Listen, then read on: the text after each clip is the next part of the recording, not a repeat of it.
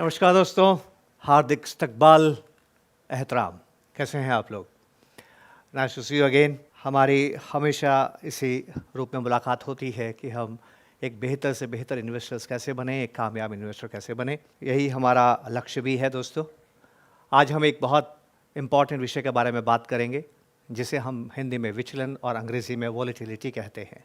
ये एक ऐसा स्वभाव है बाज़ार का, चाहे वो बॉन्ड बाज़ार हो, चाहे वो सोने का बाज़ार हो, चाहे वो ज़मीनों का बाज़ार हो, या चाहे वो शेयर बाज़ार हो, स्टॉक मार्केट हो। इसमें उतार चढ़ाव आते हैं, विचलन आती है, वोलेटिलिटी आती है, भाव कम ज़्यादा होते रहते हैं और कुछ बाज़ारों में बहुत ज़्यादा बाज़ार में भाव ऊपर और नीचे होते हैं, लेकिन इसको हम समझ नहीं पाए हैं।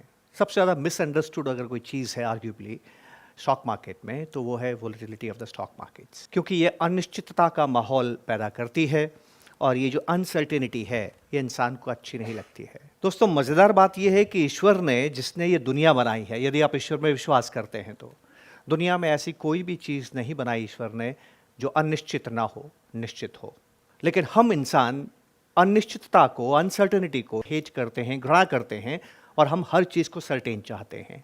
बहुत से लोग जिनसे आप पूछेंगे कि वो इक्विटी म्यूचुअल फंड्स या इक्विटी में निवेश क्यों नहीं करते हैं, तो उनका ये कहना होता है कि हम इक्विटीज़ में निवेश इसलिए नहीं करते हैं कि भरोसा नहीं है। भरोसा क्यों नहीं है? कि ऊपर नीचे होता है, रोज़ाना ऊपर नीचे होता है, समझ में नहीं आता है बाज़ार में आगे जाके क्या होगा। तो क्या हम ये समझें कि ये विचलन, ये वोलेटिलिटी इंसान को बहुत ख़राब लगती है? एक उदाहरण मैं आपको देता हूँ। हम विचलन से ज़्यादा डर लगता है कि हमें अनसर्टेनिटी से ज़्यादा डर लगता है? लॉस इज़ मोर फियरफुल और अनसर्टेनिटी। आइए इसको हम समझने की थोड़ा कोशिश करते हैं। ये जो अनिश्चितता है, ये बाज़ार में आती कहाँ से? ये हमारे स्वभाव से ही आती है। जितने भी निवेशक बाज़ार में हैं, इनके समग्र स्वभाव को, the aggregate of the choice making, the aggregate of the emotions of the investors bring volatility. तो आप ही ज़िम्मेदार हैं इस बाज़ार में उतार चढ़ाव के लिए, और आप स्वयं ही अपने स्वभाव से घृणा भी करते हैं। क्यों? आइए समझते हैं। अब देखिए कि दो हमें खतरे हैं। पहला खतरा है लॉस, परमानेंट लॉस, और दूसरा है लॉस का डर। क्या हमें ज़्यादा परेशान करता है? देखा यह गया है कि जब तक हमारे स्वभाव में, हमारे जीवन में जेल एक ऐसी जगह है जो डरावनी है। हमें डर लगता है कि अगर कुछ अपराध करेंगे तो जेल में चले जाएंगे। मनोवैज्ञानिकों ने शोध किया है कि जितना जेल में जाने से डर लगता है, उतना डर जेल में जाने के बाद नहीं लगता है। ठीक यही बात इन्वेस्टमेंट्स पे भी लागू होती है। अब देखिए, एक है परमानेंट लॉस कि आपको लॉस हो गया, और दूसरा है fear of loss. Fear of loss than actual loss is more painful, and even more painful than the joy of gain.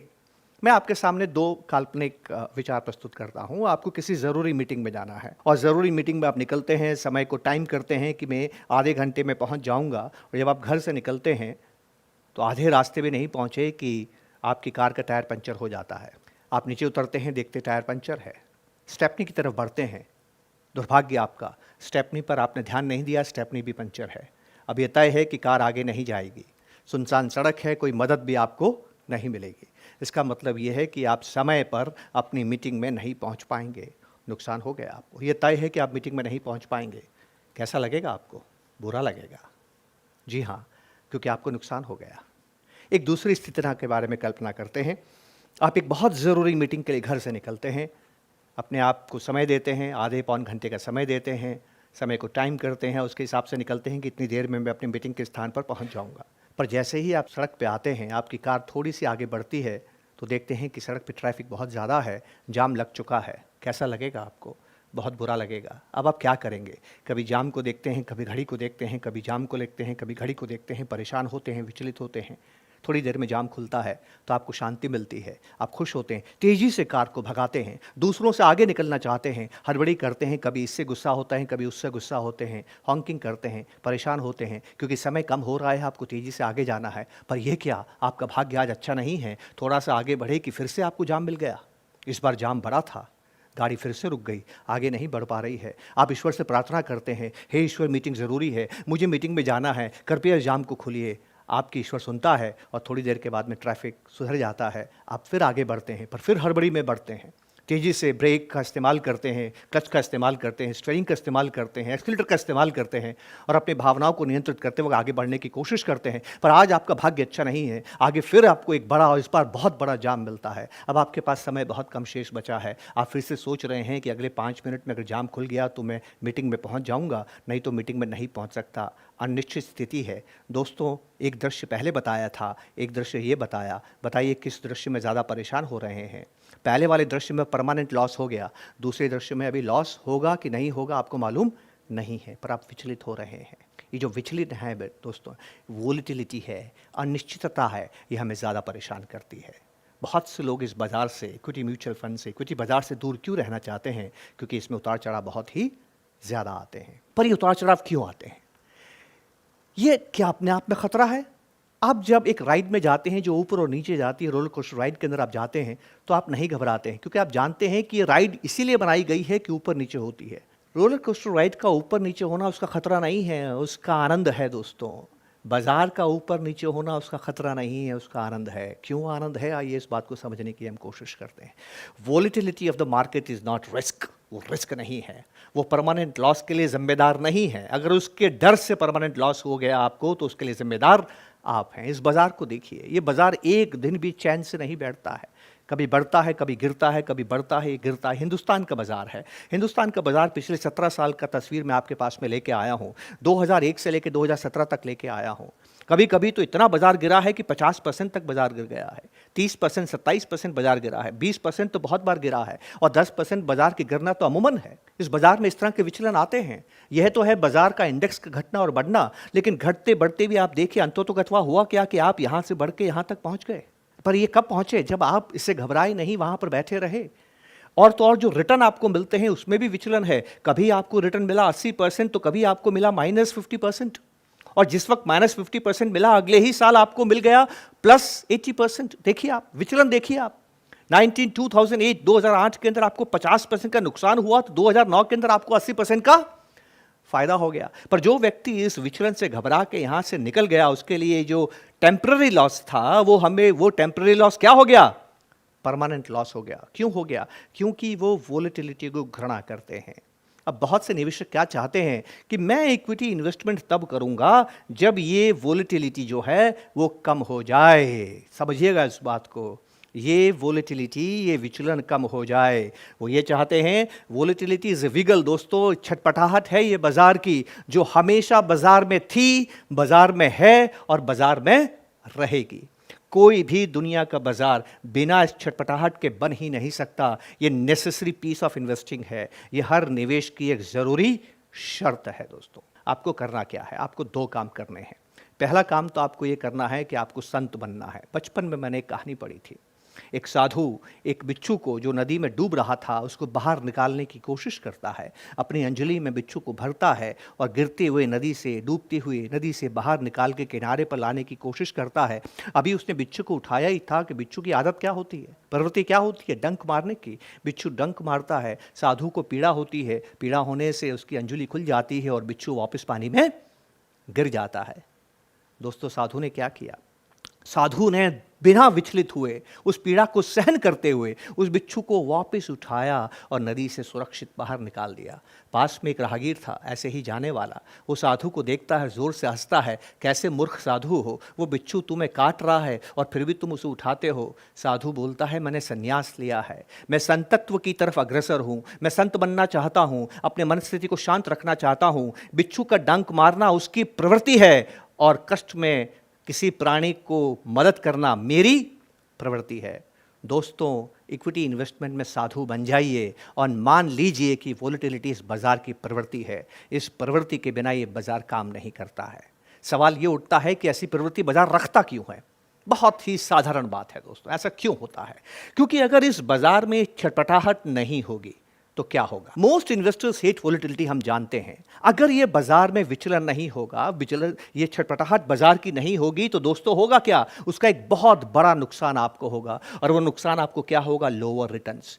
Lower returns क्यों हो जाएंगे? क्योंकि जैसे ही निवेशक को ये खबर जाएगी कि अब बाजार के अंदर छटपटाहट नहीं है, बाजार में उतार चढ़ाव नहीं है, विचलन नहीं है, वोलेटिलिटी नहीं है, अनिश्चितता नहीं है, तो इक्विटी तो व्यापार का मालिकाना हक है, चलो इक्विटी में निवेश करते हैं। हर व्यक्ति जाएगा और बाजार में निवेश करेगा, और जब हर व्यक्ति बाजार में निवेश करेगा दोस्तों, तो रिटर्न कहाँ से आएगा? Long live volatility. जो लोग इक्विटीज़ को समझते हैं वो हमेशा अफसर से प्रार्थना करते हैं कि इक्विटीज़ में आप विचलन दें। अगर इक्विटीज़ में विचलन नहीं होगा दोस्तों, तो रिटर्न भी नहीं आएगा। स्वीकार करें इस विचलन को। Stocks thankfully are not stable. मैं तो धन्यवाद देता हूं कि स्टॉक्स स्टेबल नहीं है। अगर ये स्टेबल हो गए तो लोग खतरा भूल जाएंगे। People will feel safe. In A volatile market people don't feel safe, और इसीलिए आपको रिटर्न मिलता है दोस्तों। छोटी सी दो बात सीखनी है। बहुत से लोग कहते हैं मैं निवेश वही करता हूं जो निश्चित होता है। मंत्र लीजिए आज मुझसे। यह निश्चित है कि इक्विटी का रिटर्न अनिश्चित है, यह भी तो निश्चितता है। आप कहते हैं मैं रिटर्न में इसलिए इन्वेस्टमेंट करता हूं कि रिटर्न सर्टेन है। तो सर्टेनिटी अगर आपको अच्छी लगती है तो यह सर्टेन है कि इक्विटी का रिटर्न अनसर्टेन है, यह भी तो अपने आप में सर्टेनिटी है। छोटी सी बात है, दिमाग को समझाना है दोस्तों, आदत को बदलना है। मेरे घर का आपको एक वाकया सुनाता हूँ। बाजार को किस तरह से आपको समझना है। मेरी शादी हुई थी, अभी 5 ही दिन हुए थे। पहली बार मेरी वाइफ किचन में गई।